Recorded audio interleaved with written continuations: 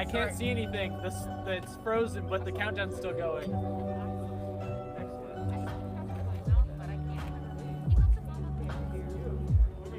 How much time do I have? 2:41.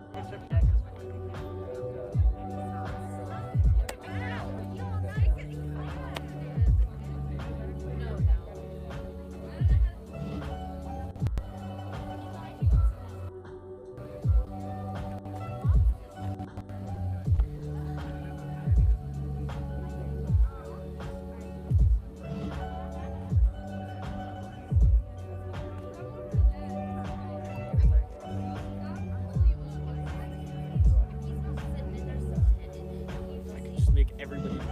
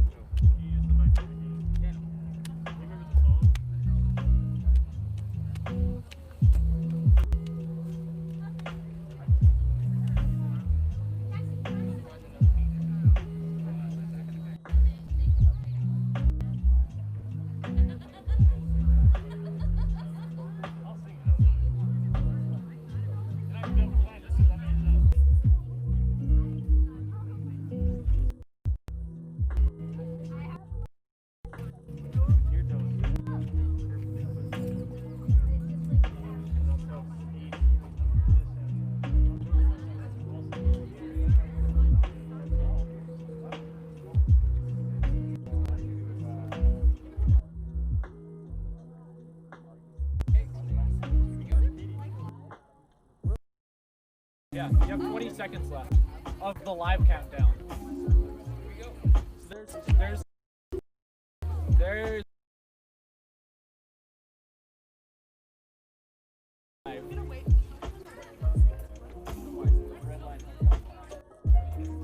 5, 4. Attempting to reconnect. Okay. I think it's live. I don't know. Hey guys, can everybody hear me? No. Yes. I'm gonna take that as a no. Yes. Well, hi guys, welcome to SNL. We are so happy that each and every one of you are here. Listen, if I haven't met you yet, hello. It's good to see all your faces. Hi Jackson. Hi Emma. Yeah, so good to see you guys. I was told to tell a story, and so I'm going to tell a story. You can laugh if you want to, but I won't force you to laugh if you don't want to. Anyway, it doesn't matter. We had our movie night here on Friday. How many people were there? I know Emma was there because she helped me out a lot. I made a huge fool of myself in front of everyone. It was awesome.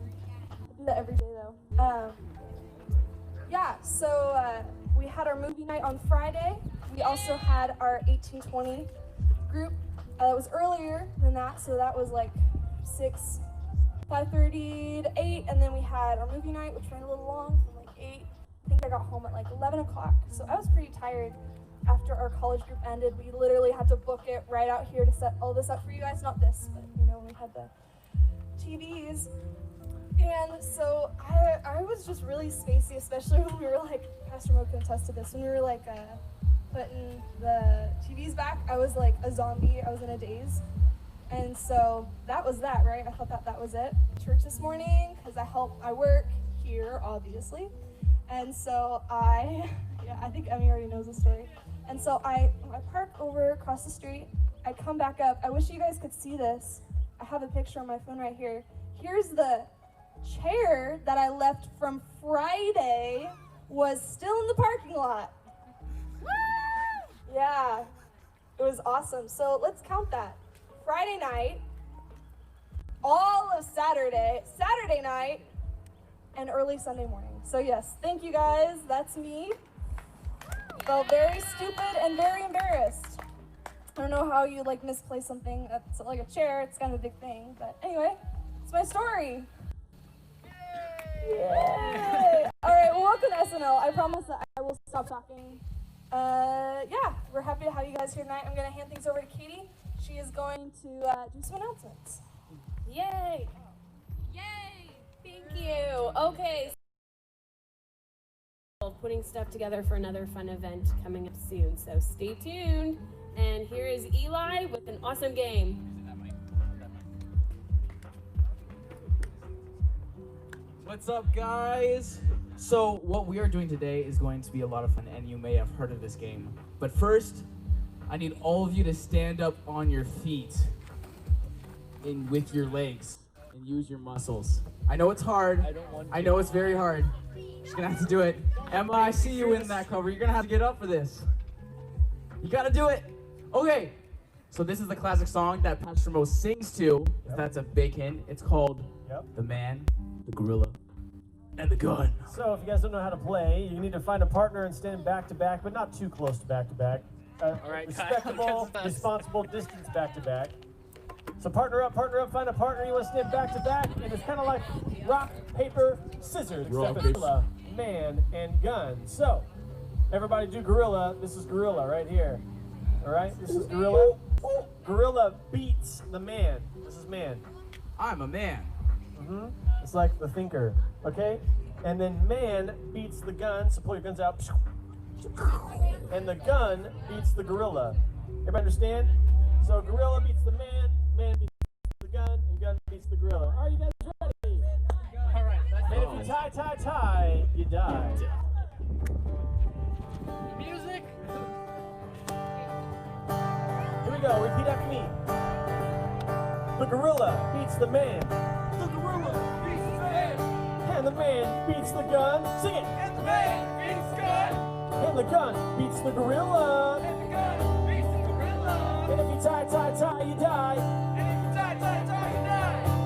1, 2, ready, go! Oh man. Oh man. Oh, there are no ties out there. No, it sucks. All right,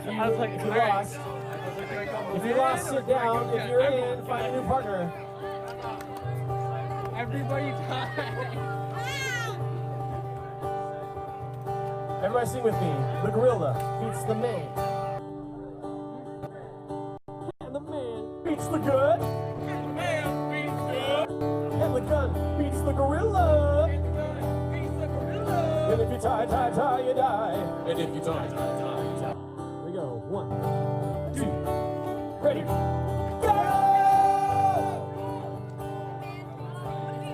Emma, I think that means you die. What is a man? What do you do if you're a man? Thinker. What do you do for a man? I don't know. I've been up here singing this whole time. Man Oh, is wait, this. the hand motion. Oh. All right. Man beats the gun. Find a new partner. You did it. Uh-oh, wait a minute. Wait a minute.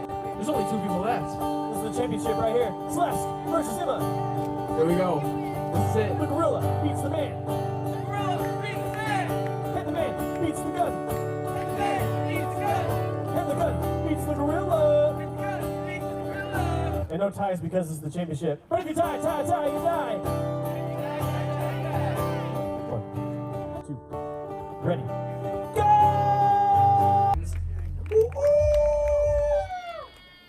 Oh, And I boy. believe he's up next. So, welcome, Pastor Mo! That's weird. Hey, welcome to SNL. So glad to see you guys here tonight. Kyle's gonna get us switched over to Prezi. Aren't you, Kyle? Yeah, he is. There we go. Hey, I want to welcome you guys. Thanks for coming out on this super hot, sunny Pacific Northwest day. Man, aren't you glad it's summer? Like, can you believe it? Can you believe it? Oh, it's the best. Well, hey, if you are here for the first time or the first time, our summer sermon series. That's right. We kicked off everything that we're going to be talking about last week, and we're in a new series called Peacemakers. And if you're unfamiliar with what we talked about last week, don't worry, I'll bring you up to speed. What you need to know is that this whole series comes from something that Jesus said in Matthew chapter 5. He said, "Blessed are the peacemakers," Shalom Osei, in really bad American Hebrew, "for they will be called children of God." And last week we talked about how peace is part of your identity in our Peacemaker series. That was our own one point. That's our only point. Peace is part of your identity as a follower of God, as a believer of God, as someone who loves Jesus. Peace is something that you should embody, right? Peace is something that makes up God and who He is. There is an element of peace that we should also embody because we are co-heirs with the Prince of Peace, that being Jesus. And those who work for the sake of peace are identified as the children of God, just as we read. And we talked about how there is no greater title for you, young man, young woman, hear me on this. There is no greater title for you in this life. There's no greater label or name tag that you could ever wear. We should constantly remind ourselves of that I am a child of God. I am a son of God. I am a daughter of God. How many of you guys took my challenge? Does anybody remember what my challenge is? Is when you woke up last Monday morning and you looked in the mirror, you told yourself, I'm a child of God. I'm a son of God. I'm a daughter of God. It's something that we should constantly remind ourselves. In fact, that's my challenge I want to reissue to you guys because you're all looking at me like I'm crazy, like you've never heard me speak ever before, and you've never been here, and you're totally lost, and you just walked in, you're like, who is this guy? He's crazy. But tomorrow morning when you wake up, look at yourself in the mirror and just tell yourself, look yourself dead in the eye. Say, I am a son of God. I am a daughter of God. How many of you remember a series we did about a year and a half ago called The Four Loves? You guys remember this series? We talked about the Four Loves, which comes from a book that C.S. Lewis wrote called The Four Loves. And we discovered that love is not just one thing. Maybe you've seen this mantra somewhere, posted somewhere online, or on a sign that just says love is love, okay?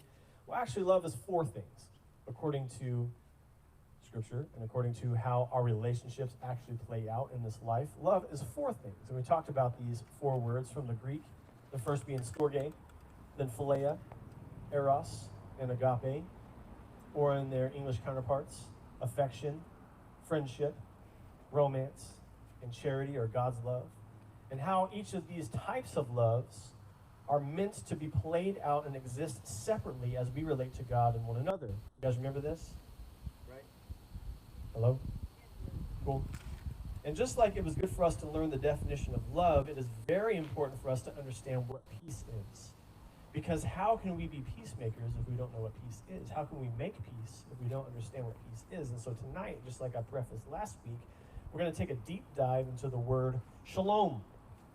Not Shalom McBee, who lives over there and plays with my son. No, the word shalom. All right? So if you've never heard, or maybe if you're hearing it for the first time, this word carries different meanings, okay? Let me take you through a few. Shalom sometimes means completeness, soundness, safety, welfare, health, let's keep going, prosperity, quiet, tranquility, which is what our neighbors were hoping they were getting right now, contentment, keep going, friendship, like in war, and peace. There it is. Shalom can mean all of these things. Completeness, soundness in mind and body, safety, welfare, health, prosperity, quiet, tranquility, contentment, friendship with God and with others, end of hostilities like in war, and peace. However, there's something really important you need to know about the word peace. Unlike the different words for love, peace is not meant to be fractured or dissected. Okay, the word shalom, although it is used in different ways and have different variations in the Hebrew language and so on and so forth, it's meant to carry the full weight of all of these things all the time. So when in Hebrew culture, like we're going to talk about next week, and how this actually plays out in culture, when someone would wish you shalom, or whatever, however you'd say it in Hebrew, because my Hebrew's terrible, what they would mean is completeness, soundness, safety, welfare, health, prosperity, quiet, tranquility, contentment, friendship, and the hostilities and peace. They would mean all those things. It would carry the full weight of those things all the time. All right? And you might be wondering, how does this definition of peace differ from the world's definition of peace? I came across an article written by a Jewish scholar for a Christian Jewish magazine. It's trying to make sense of being Jewish in a modern world and also following Jesus and so on and so forth. Because honestly, I had to do a deep dive. I don't fully understand this word, but I'm getting to understand it. And the way that the author, who I'll reference in just a second, kind of drew a parallel between this definition of peace and the world's definition of peace looks a lot like this. Pay attention. It says peace, as is related to Eastern religions, is the absence of individualism and oneness becoming one with the universe. Peace. Can you guys just imagine like our little guru guy kind of like Kung Fu Panda, you know, Master Shifu? He's like, peace, right? That's kind of the mentality right there. What they say is peace, but what they mean is serenity. It's not the same. Okay? Peace is what your complaining elderly neighbor wants every time you turn the music up too loud, but what they really want is quiet. Peace for the small business owner is the ability to pay their bills and meet the demands of their customers financially, but with prosperity. Peace for the person who has been waiting for elective surgery to be rescheduled might come when they're in the recovery room after they've had that surgery, but what they really want is good health. Peace is wanted by people who are either protesting the unjust treatment of minorities in America or defending their homes and businesses from rioters, but what they really want is to be heard and understood. Peace can also be the mantra of warlords and dictators as they take innocent lives and assert the dominion over the weak and defenseless, but what they really want is control. Can you see how these definitions differ from person to person, situation to situation? Not quite the same. Susan Perlman, the lady who wrote the article that I'm referencing for the Issues magazine, said this: when we don't have what we think we should have, we say we need peace. Let me read that again. When we don't have what we think we should have, we say we need peace. You see, peace, if it's left up to the individual, left up to an individual definition and understanding, it only seeks to satisfy the wants, needs, and desires of that individual, often at the expense of others. I just want to be at peace. I want to be at peace with my neighbors. I just have to cut their power so they can never play the music ever again. Gotta take down Westgate. They're being too loud. Right? If we all got what we really wanted in the name of peace, no one would be ever truly satisfied. Because our definitions are all over the place. Right? We don't ever really understand what peace is. The Roman concept, you might be wondering why am I using the Hebrew word peace, shalom, instead of the Greek word, Greco-Roman word. Well, the Roman concept of peace was pax. You ever heard of something called the Pax Romana, right? Pax. And pax meant a cessation of hostilities between victor and the vanquished. However, this peace was always temporary because it was largely determined by who held the most power. So as long as you held all the cards and you held the most power, then you could vanquish your foes and there would be peace until a more powerful empire rose up. You guys see what I'm saying? It's not quite the same. You see, shalom is different because shalom sought a permanent, established, and constant, unchanging peace. It recognizes that all the power is in God's hands and it is directly related to his desires for us, not our desires for ourselves. You see how shalom is different? Let me show you what I mean. We're going to go to Leviticus 26, and I'm going to read a lot, but you can follow along on the screen. I'm going to read the first 13 verses, okay? So you can follow along with me. It says, do not make idols or set up carved images or sacred pillars or sculpted stones in your land so you may worship them. I am the Lord your God. You must keep my Sabbath days of rest and show reverence for my sanctuary. I am the Lord. If you follow my decrees and are careful to obey my commands, I will send you the seasonal rains. The land will then yield its crops, and the trees of the field will produce their fruit. Your threshing season will overlap with the grape harvest, and your grape harvest will overlap with the season of planting grain. You will eat your fill and live securely in your own land. Check this out. I will give you peace, shalom, right there, in the land, and you will be able to sleep with no cause for fear.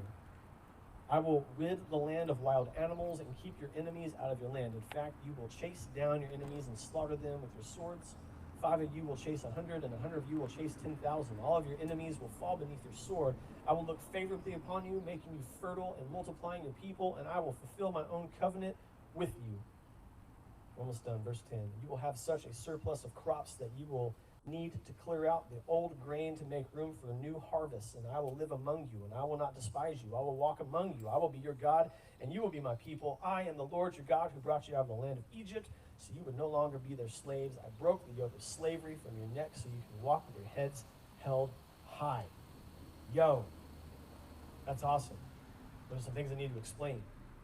Peace is experienced when God's presence dwells among his people. That's when his people experience his peace. The Father comes and lives among us and walks among us, and we are obedient to his decrees and commands. This is one of those if, but type situation. Whatever you bought, and you try to like carry them in, and you can't quite get through the door. Does anybody know what I'm talking about? Just me? Okay, you're trying to get up the stairs with this huge box. Got 5,000 eggs, and you don't know why. That's peace right there. You got all the eggs in the world. And when there's peace in the land, you can sleep soundly through the night, and you don't have to worry about walking out your door. You don't have to worry about people mistreating you, and you can live in total freedom from fear and anxiety. Does that sound at all like what we're experiencing today in our culture? No. How many of you guys would say, like, man, I would really like a good night's sleep without like any fear or anxiety? I would like to wake up in the morning and not have to worry about what people think about me. Right? Peace. We need the peace of God. When we are faithful to the Lord, he is more than faithful to us. But here's something you need to know. Even when we are not faithful to God, he is still faithful to us and to himself. God cannot deny himself. Hear me on this. I mean, you guys are like, look at that bird. God cannot deny himself. God is faithful all the time. And sometimes that's not a very peaceful thing. You're like, what? Let's go back to this passage. I'm just going to read a little bit. Oh, man, come on. But what you should know is peace is part of God's promises. Peace is part of our identity, and peace is part of God's promises. Verse 14 through 17 says, however, if you do not listen to me or obey all these commands, and if you break my covenant by rejecting my decrees, treating my regulations with contempt, and refusing to obey my commands, I will punish you.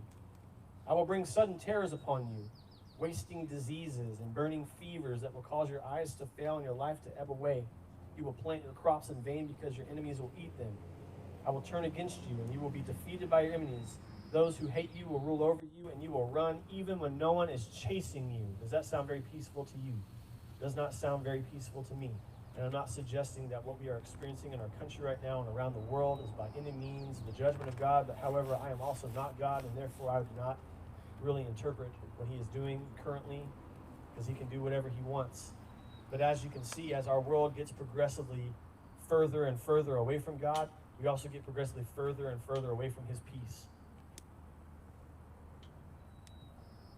The closer we are to him, the more we obey his commands, the more we listen to what he's told us to do, the more peace we will have in our lives. It's directly related. So if you want to experience this lasting, permanent, and wholesome peace, this peace that does not change, this peace that is consistent every day, this peace that carries all those things that I'm going to read again in just a second, then be faithful to God.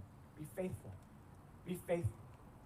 Do what he desires you to do. Be who he desires you to be. Live the way that he desires you to live. And don't fall for a cheap imitation for peace.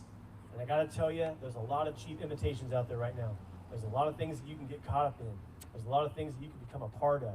And all those things are screaming peace. You should join us because we're making peace. Let's go burn down a business. You know what I mean? Let's go set something on fire. Woo! Right?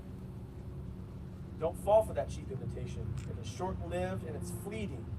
Instead, invite the Father. Come on, I'm talking to a group of young men and women of God. Invite the Father into your life and say, God, I want you to live with me. I want you to walk with me. I want you to dwell in my home with my family and my friends. I want to experience all that you have for us. I want to go to sleep at night knowing that you are with me and not having to be afraid of waking up in the middle of the night because something that is out of my control, is out of my hands, could happen tomorrow. No, when God is living in your home, when God is living with you, when he's walking with you, you don't have to worry about those things because God's peace is there. Are you smelling what I'm stepping in? This is peace. What is peace? It's completeness, soundness, safety, welfare, health, prosperity, quiet, tranquility, friendship, contentment, end of hostilities. It is peace. And God's desire is for you, each of you, to experience all of it, all the time.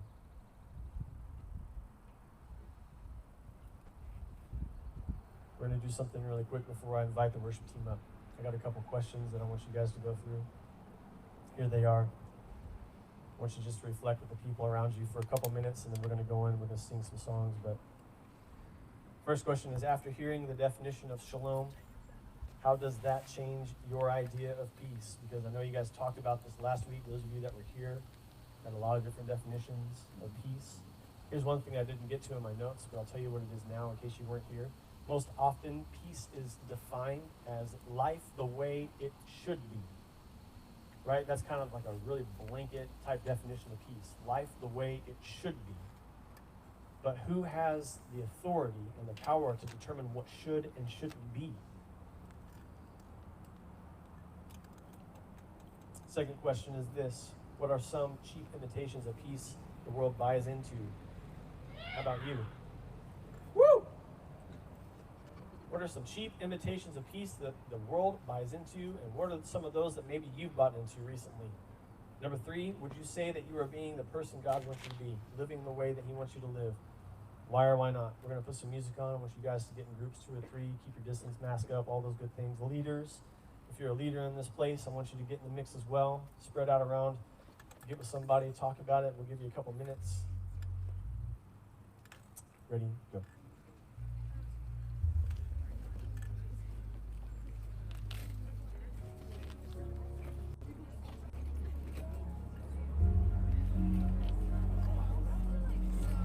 Kyle, after hearing the definition of shalom, how does that change your idea of peace?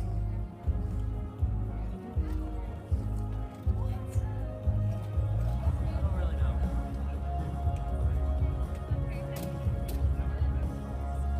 I'm not sure I actually ever had an idea of what peace actually is.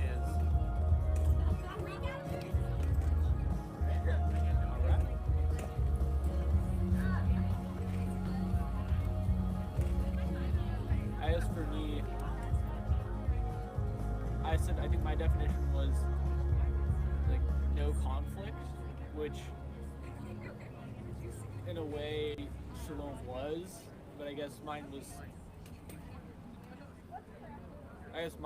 is a little more to one side than, true shalom. But I think it's changed mine a little bit. I don't know how yet, but I think it has. All right. What are some cheap imitations of peace the world buys into?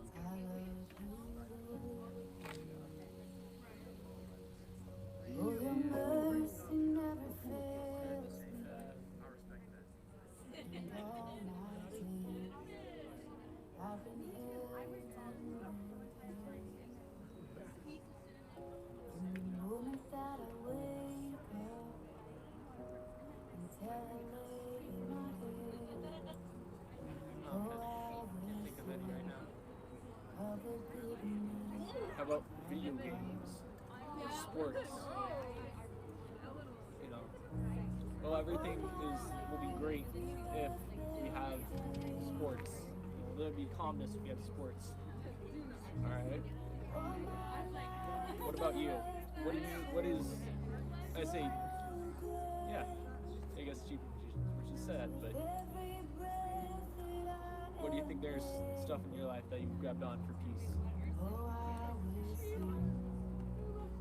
She said a prison remote.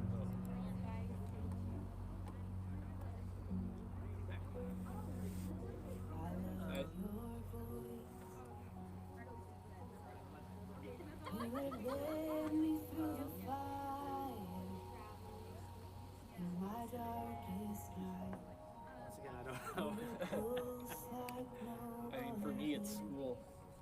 School brings into order, which brings surprisingly peace, even though it's hectic and chaotic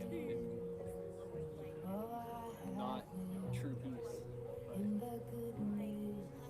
somehow that order of having a set time I need to get up by, doing this, I need to be here this time, I'm out by this time, having that order of class and all that bringing me peace for whatever we're going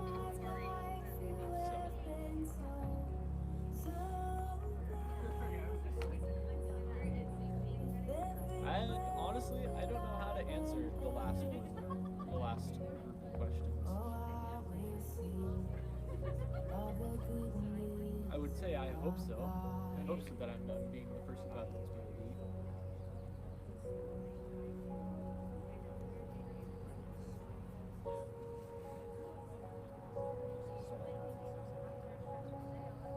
Other than that, I have no clue. But I am going to go talk to Mel.